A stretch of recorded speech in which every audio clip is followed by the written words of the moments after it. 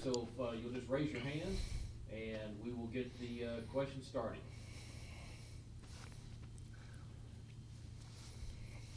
John Hale. Liam, when you went back and looked at the film from the scrimmage Saturday, what were your kind of main takeaways? It's one of those things. It's like similar to practice in a lot of ways where you walk off the field, you feel pretty good about some things, and then you watch the tape and you're like, man, there's so much to clean up, but that's why it's practice. So I was just excited to see the guys run around and make plays. I think every receiver but one caught a pass, and just a lot of guys did some nice things. And it was nice. We kept it pretty simple from a game plan standpoint and just calling plays that we've executed in practice and that they knew. And guys just ran around and made plays. It was fun to watch guys get excited on the sidelines. But, there's always things to clean up, and especially in some of the run game and things like that. It's just a lot of bodies moving around. But we did some nice things overall. I was happy with it.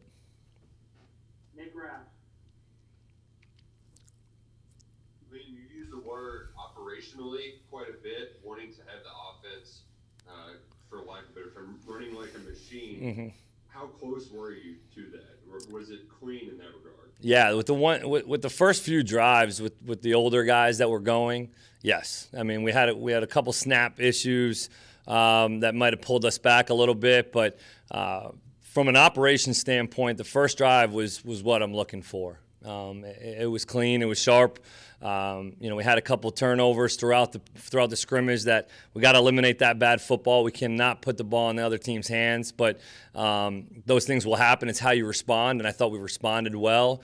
But from the first few drives, I was excited about our operation, and we did some nice things, and just in and out of the huddle, fast, sharp, motions, shifts, all those different things. It was what I was looking for out of those guys, yeah. What can you all build on from this one to the final scrimmage? I'll probably open it up a little bit more with the install. I mean, I kept it pretty simple when it came to what we were doing and what I was calling. We also didn't have any real red zone work in some, certain situations. Plays I wouldn't really necessarily call in those situations, but probably a little bit more situational work, get a little red zone, get a couple things that way that we can actually work on and show tangible evidence of getting better from the last scrimmage to this one, and put them in a better position to be successful in those situations. I was just kind of calling some plays that we've run, weren't necessarily specific to every single situation that we had. It was more so just a collaboration of what we have put in so far, but and then just continue to take care of the football, both with some of the snaps and a couple of the interceptions, but not bad overall, though. Mark seemed pretty happy with the quarterback play, it seemed like, on Saturday. Liam, is there how did you about how those guys look, the timing, and keeping the tempo going and all that stuff? Yeah, I thought those guys did a nice job. I mean, I thought they commanded the whole show pretty well. They ran the show. They did some nice things in terms of making a couple plays necessarily off schedule. I mean, those are the type of things that you can't really imitate in practice. Not that the quarterbacks were live, but you get a little bit more of a live rush and a live look at those things. And I thought a couple guys made some off-schedule plays. And then when the throws were in timing and rhythm, I thought they executed those at a high level. We did a nice job. I mean, I thought we threw and caught overall on the day pretty well. Had a couple explosives, did some nice things. I mean, I just thought they did a good job of just, I kind of keep saying this, running the show, run the operation, just being sharp, in and out of the huddle, getting the signals, good clean huddle, good break. Everybody knows what they're doing. It starts with the quarterback, and I thought they did a nice job on Saturday.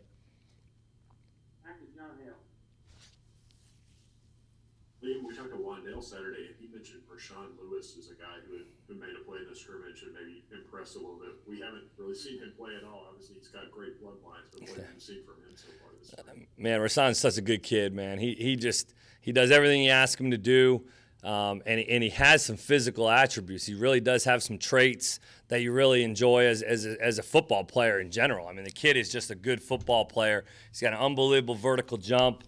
He went up and climbed the ladder, made a really nice catch, had a couple good run after catches throughout the scrimmage. He's a little compact, strong kid, and he's explosive. So he's difficult to tackle in space. and he can really climb the ladder and go get the football. He's got good, strong hands. So been happy with his development. We'd like Josh had a follow-up on this, so Yeah. we'll go back to Josh first, then Dick, then John. Thanks, Evan. On the quarterbacks again, just is there anybody in particular that's I know you've got a lot to figure out at that position going into the fall, but is there, anyone you've noticed like a big leap from, or just any, something you've they picked up on faster than you thought they might? I mean, I think, when you look at Joey and Bo as the older guys, and I thought Nick Scalzo really had a good scrimmage, did some nice things. I think he was like 8 for 8 or 8 for 9 or something like that. If I forget, but they all did some nice things. It's more so just, now taking the next step from, we have, I'd say, like 3/4 of the offense in, but we haven't truly put them in the situations of like, all right, it's 3rd and 10, games on the line, we got to make a throw. It's been very controlled, and even a scrimmage when they're not getting hit is very controlled. It's a lot different when you got to stand down the barrel and throw that thing on 3rd and 10 versus tight man coverage, and you're getting hit right in the face. So it's really tough to just say, I think they've all gotten better. I mean, I don't know. I mean, I guess guys would probably know a little bit better than I would from where it was at. But I do know that we were in the higher completion percentage for a scrimmage, and that's what I was looking for as a unit. But overall, I mean, I think that, Joey and Bo continue to press with the 1s and 2s, and then Nick's doing a good job, and, got to get Pat Delahunty a couple more reps, but, it's been solid. It's been solid. Dick Haber. Look, you may have already answered this by talking about how clean things have looked, but is terminology no longer, I guess it'll always be an issue, but how would you rate where they are with the new terminology? Yeah, it's just fine. I mean, they all know what we're doing. They all know what we're trying to get accomplished. And, I mean, I've kept it, somewhat simple for the formations, but it's a whole new offense. I mean, but we weren't out there with them during the scrimmage. Guys weren't, coaches weren't out there helping guys get lined up and correcting them if they were wrong. And we really didn't have a ton of MAs when it came to formation, alignment, assignment, things like that. I was pleased with the guys understanding where we were trying to go. I mean, it's almost easier in a scrimmage to play because I got a call sheet and it's pretty trimmed. I mean, every day when you install new plays, you're covering the plays that we just installed, but you're also trying to remember from day 1 install. When we get up to day 8, you're saying, hey, we just put in 3 or 4 new pass plays on day 8, but I also got to remember day 1. So when you get to a scrimmage and you make a call sheet, I gave them the call sheet the night before so that they can study what exactly I'm going to call throughout the scrimmage. And we kept it fairly basic, but that was the goal. I mean, the goal wasn't to have them play slower. It was to have them play faster, and that's what we saw.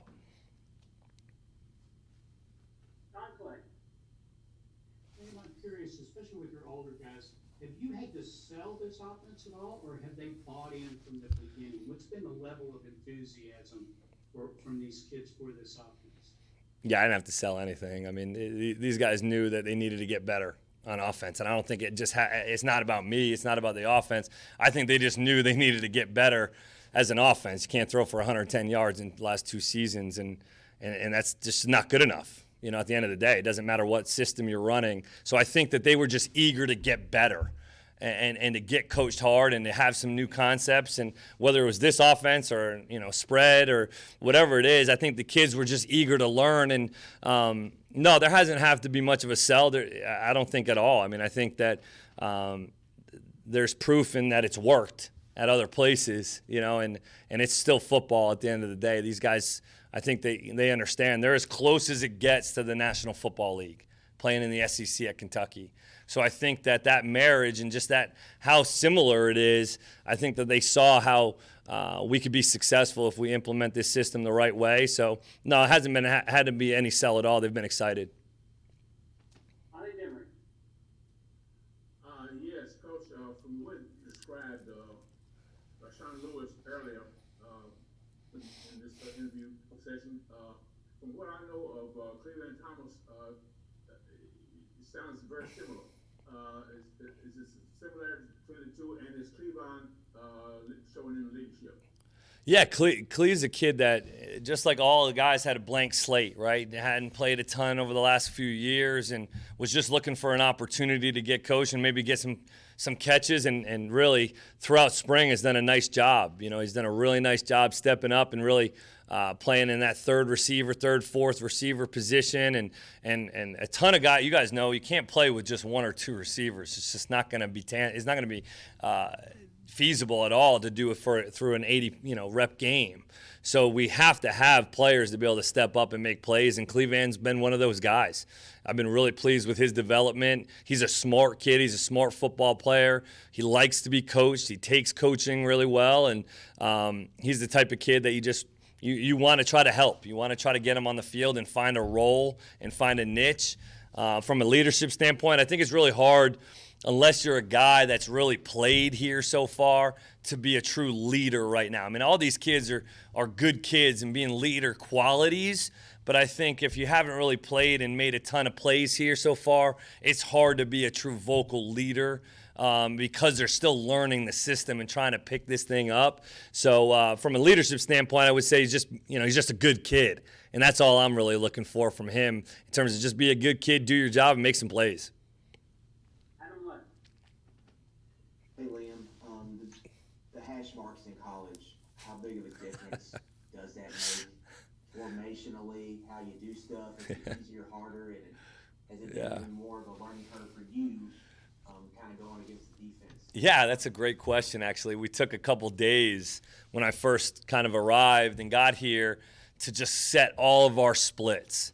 I mean, almost 3x1, 2x2, all these different formation adjustments that we had to then copy them over and adjust it to the college field, which wasn't easy. I mean, it's not easy to just, plug and play because of how different the NFL field is. But I do feel as though the college field presents some more challenges for the defense, because really in the NFL, the ball is always in the middle of the field. If you look at the two hashes, the ball's always in the middle of the field.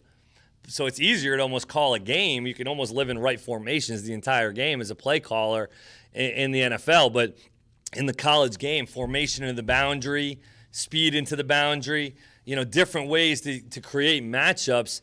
And so many defenses in the college game are based on field and boundary. So you can really try to manipulate the way that teams are playing their coverages and their fronts. That's a really good question. That's something I ended up calling Joe Brady and talking to him a little bit about how he took the splits from New Orleans to LSU and he helped me out with some of that stuff. That was great. Yeah, I was just wondering, given that these guys haven't been pass protecting a great deal the last year or two, how do you feel about their progress there and what you've seen this spring from the guys up front and the backs even? Yeah, I mean, it's a work in progress. That's a really good question. I mean, we got the backs and the O-line really have to be tied in. It's almost like our halfback needs to be really involved with the protections, but I also want him to get out. So it's been a little bit of a fine line so far this spring about I'm really trying to get these guys out in their routes and get out of their protection if nobody comes, get out in the routes to get part of the concepts. But, we also have to blitz pick up first. So that's been a little bit of an adjustment. It's just something that we have a couple new protection schemes in and really tying in the backs with the routes. And so a couple of those things have been a work in progress, but that's a good question. I mean, we got to continue to blitz pick up. I mean, if you're a back, the best thing you can do is be a 3-down back. We can't take you off the field on 3rd down, hopefully not have to, but if we do, that's something we'll have to do. But usually we try to find a running back that's really a niche on 3rd downs that can blitz pick up and also do a nice job in the route, concepts. But right now, those guys are all learning these concepts and schemes and the protection, so we're getting better. Hey, Coach, when the Bengals were training up in Georgetown, a lot of us got a chance to go up and watch them and watch NFL practices. A little bit different, of course. And I'm wondering what it's like for you now as a coordinator, working with kids. I mean, you were working with grown men, obviously, but you're doing more teaching than just flat-out reps. What's that change been like for you? It's been refreshing, actually, in a little bit. You know, I mean, you almost have to step back and truly coach the fundamentals and technique of a stance, stance and start, how to run a route. I mean, we get these guys. Robert Woods knows how to run a hitch. You know, I mean, that's just the reality. You're really coaching now the details of the next level of running a hitch route, or the timing and anticipation. We really had to get kind of to square one and break this thing down a little bit to truly coach fundamentals and techniques. And ultimately, that's what the game's all about is if we put them in a good position to be successful with some of the play calls, if they're sharp with their fundamentals, techniques, assignment, alignment, we'll have a better chance. But it's been actually refreshing, kind of going back to basics a little bit. And you're not just coaching plays like you mentioned. You're not just dialing it up and it's all going to look clean and you might either be successful or not. There's a ton more that goes in. There's just so much more to coach off of, if that makes sense. Like when we watch the film and we watch it as a unit, there's just so much coaching that goes on. It's actually been pretty refreshing. Have you had to slow yourself down at all, remind yourself that these are 18, 19-year-olds? Yeah, a few times, for sure. Definitely. You know, absolutely. It's just the reality. I mean, coming from where I was at, it was just there's certain things you don't have to coach. There's certain things you do. And you find yourself like you really have to coach everything. You know, but the one thing I continue to go back and say, this program has done an unbelievable job practicing.